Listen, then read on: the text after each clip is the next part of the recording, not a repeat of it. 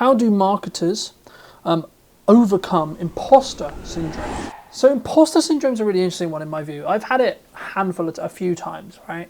When I've upped my prices, when I've done a job that is specifically challenging or specifically in a position where I don't feel like I'm overly qualified for it. I think as a whole, you need to work on it from a psychological point of view, and you ask yourself, it is going to be uncomfortable, and it is, so that's very normal when it comes to people who are quote unquote got imposter syndrome, right? Like, oh my god, I'm making all this money, oh my god, I'm doing this, oh my god, the job, oh my god, the client, right? We idolize that client, we idolize that figure of money.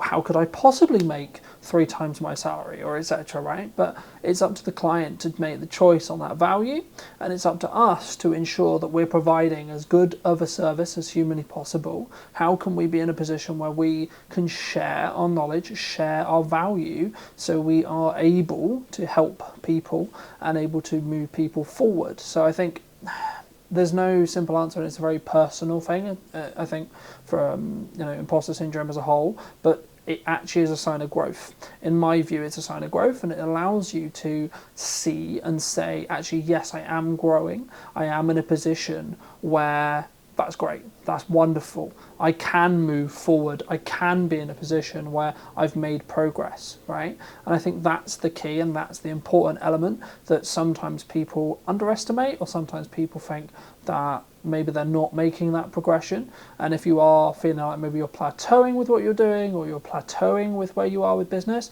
then you need to maybe push yourself, try new things, push yourself outside your comfort zone a little bit more. What skills can you pick up? What skills can you learn? What can you change the kind of content you're doing? Can you go more depth in that respect? Can you do more content so then you gain more data to then understand what works and what doesn't?